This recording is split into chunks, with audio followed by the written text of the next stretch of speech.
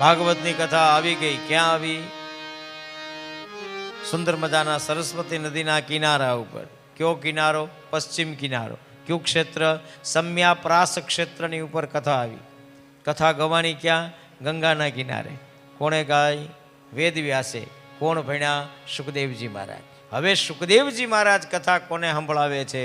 એ જ પરીક્ષિતજી મહારાજના જન્મની, એ પરીક્ષિતજી મહારાજના કર્મની અને પરીક્ષિતજી મહારાજના મોક્ષની કથાને કહેતા સતપુરાણી કહે છે. હું એ સમયની વાત કરું છું કે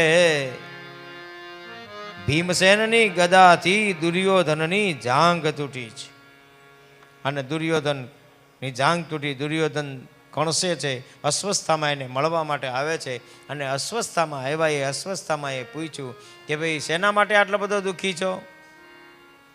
પાંડવોને જીતવા કઠણ છે. કંઈ વાંધો નહીં, રાત્રિના સમયે જશું અને પાંડવોના મસ્તક કાપીને લઈ આવીશું. સંકલ્પ કરે છે અસ્વસ્થતામાં અને ઊંઘ ઉડે છે ભગવાનની. ભગવાન શ્રી હરિ બધા પાંડવોને લઈ ગંગાના સામા કાંઠે જાય છે. આ બાજુથી પાછળથી અસ્વસ્થતામાં આવે છે અને અસ્વસ્થતામાં આવી અને પાંડવો સૂતા છે એમ સમજી પાંડવોના પુત્રના મસ્તક કાપી અને અસ્વસ્થતામાં દુર્યોધનની પાસે જાય છે. દુર્યોધનને કહે છે, લે આ પાંડવોના મસ્તક. હાથમાં મસ્તક આવતાની સાથે દુર્યોધનને ક્રોધ આવ્યો. પોતાના ક્રોધને હાથમાં લઈ અને જ્યાં બધી ખોપડીને દબાવી ત્યાં ખોપડીઓ તૂટી. ખબર પડી ગઈ કે આ પાંડવોના નહીં પણ બીજા કોઈના મસ્તક છે.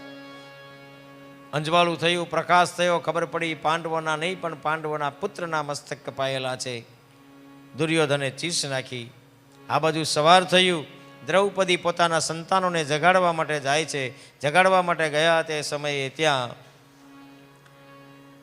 સંતાનો મૃત હાલતમાં છે અને મૃત હાલતમાં સંતાનોને જોઈ અને હાથમાં ગાંડીવ લઈ અને અર્જુને સંકલ્પ કર્યો કે આ ગાંડીવના બળે કરી અને ગમે તે રીતે હું અહીંયા તારા દુશ્મન એવા અસ્વસ્થામાંને પકડીને લઈ આવીશ. ભગવાનને સાથે લઈ અને અસ્વસ્થામાંને બંદીવાન બનાવવા જાય છે. અસ્વસ્થામાં બ્રહ્માસ્ત્રનો પ્રયોગ કરે છે. ડરી ગયેલો અર્જુન ભગવાનની સ્તુતિ કરે છે, ભગવાન બચાવો. પરબ્રહ્મ પરમાત્મા કહે છે આ અસ્વસ્થતામાં એ બ્રહ્માસ્ત્રનો પ્રયોગ કર્યો છે અને એના પરિણામે આ બધી ઘટના ઘટી છે. સતપુરાણી કહે છે એ સમયે બ્રહ્માસ્ત્ર પર બ્રહ્માસ્ત્રનો પ્રયોગ કરી બ્રહ્માસ્ત્રને જીતી અસ્વસ્થતામાંને બંદીવાન બનાવી અને દ્રૌપદીની આગળ અર્જુન લઈને આવે છે. દ્રૌપદી આમ નજર કરી ત્યાં મૂળ સ્વભાવ હતો એનો દેખાણો. ભાગવતમાં લખેલું છે દ્રૌપદીનો સ્વભાવ કેવો છે? ખૂબ પ્રેમાળ સ્વભાવ છે દ્રૌપદીનો.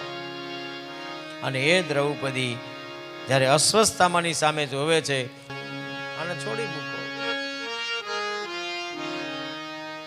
આમ તો કોઈ પણ માણસની નિંદા કરવી એ પાપ છે, પણ શાસ્ત્રમાં કોઈના દેવની નિંદા કરવી એ મહાપાપ કહ્યું, કોઈના ગુરુની નિંદા કરવી એ મહાપાપ કર્યું, પોતાના માતા પિતાની નિંદા કરવી એ મહાપાપ કહ્યું અને સાધુઓને બ્રાહ્મણની નિંદા કરવી એને પણ મહાપાપ કહ્યું છે. બ્રાહ્મણા નિતરામ ગુરુ. આપણને ન ફાવે તેની સાથે આપણે વ્યવહાર ન કરીએ. પણ અહીં કહે છે આ બ્રાહ્મણ છે એને છોડી મૂકો. આના પિતા દ્વારા તમને આ બધી વિદ્યાઓ શીખવાડવામાં આવી છે. જે વિદ્યા તમે શીખા એ જ વિદ્યાથી તમે એના જ પુત્રને બંદીવાન બનાવ્યો છે. અને જે દુઃખમાંથી હું પસાર થાઉં છું, હું નથી ઈચ્છતી કે એ દુઃખમાંથી આની માં પસાર થાય, એટલા માટે આને છોડી મૂકો.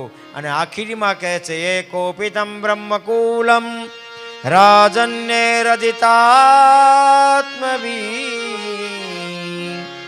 તત્કુલમ પ્રદહત્યાશુ સાનુબંધમ સુચાર્પિતમ. આ બ્રાહ્મણ છે, બ્રાહ્મણ કોપિત થશે તો કુળનો નાશ કરી નાખશે, એટલા માટે આને છોડી મૂકો. ભગવાનની સામે જોયું, ભગવાને કહ્યું આ બ્રાહ્મણ તો છે પણ આતતાઈ છે, એટલા માટે એને છોડી મૂકવો એ પાપ છે અને બ્રાહ્મણને મારવો એ પાપ છે. અર્જુને બુદ્ધિ ચલાવી, એના માથામાં જે મણિ શોભતો હતો એને ખેંચી લીધો અને વપનમ દ્રવીણ દાનમ સ્થાના અન્યાર્પણમ તથા એષ હિ બ્રહ્મબંધૂનામ વધો નાન્યો અસ્તિ દેહિક. એને આપવાનું હતું એ બીજાને આપી દીધું. બ્રાહ્મણનું અપમાન થઈ ગયું, બ્રાહ્મણ મરવા તુલ્ય થઈ ગયો. અસ્વસ્થામાને છોડી મૂક્યો. પુત્રના શોકમાં બધા હતા એને ગંગાના કિનારે લઈ ગયા. તર્પણ અંતિષ્ટ ક્રિયાઓ કરી ભગવાને બધાને સમજાવ્યા. સતપુરાણી કહે છે આ બાજુ અસ્વસ્થામાના મનમાં વિચાર આવ્યો કે હું પાંડવોને નિર્બીજ કરીશ, નિર્વંશ કરીશ. આંખ બંધ કરી તો ખબર પડી કે ઉત્તરાના ગર્ભની અંદર પાંડવોનો વંશ મોટો થાય છે. એટલે બદલો લેવાની ભાવનાથી એણે ઉત્તરાના ગર્ભની ઉપર બ્રહ્માસ્ત્રનો પ્રયોગ કર્યો અને આખું શરીર બળવા લાગ્યું ઉત્તરાનું. 2 જ શ્લોકમાં ઉત્તરાએ ભગવાનની સ્તુતિ કરી છે. ભગવાનને કહે છે હે ભગવાન, ભગવાન મને બચાવો, ભગવાન મને બચાવો. કોઈનું શરણ ન લેતા ઉત્તરા સિદ્ધિ ભગવાનના શરણે ગઈ છે. ભગવાને આંખ બંધ કરી ભગવાનને ખબર પડી કે અસ્વસ્થામાં ઉત્તરાના ગર્ભની ઉપર બ્રહ્માસ્ત્રનો પ્રયોગ કર્યો છે. ભગવાને સુદર્શન ચક્રને છોડી ઉત્તરાના ગર્ભનું રક્ષણ કર્યું.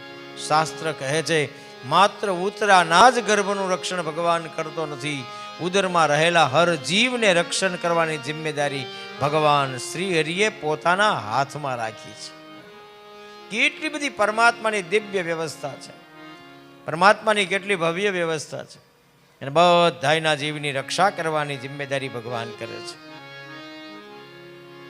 ઉત્તરાના ગર્ભ થકી જેનો જન્મ થયો એનું નામ વિષ્ણુ રાત પડ્યું. પણ ભગવાનને જે ગર્ભમાં જોયા હતા એ ગર્ભમાં જોયેલા ઈશ્વરને શોધવા માટે જેની આંખ હંમેશા આમ ફરતી રહી એ રાજાનું નામ રાજા પરીક્ષિત પડ્યું.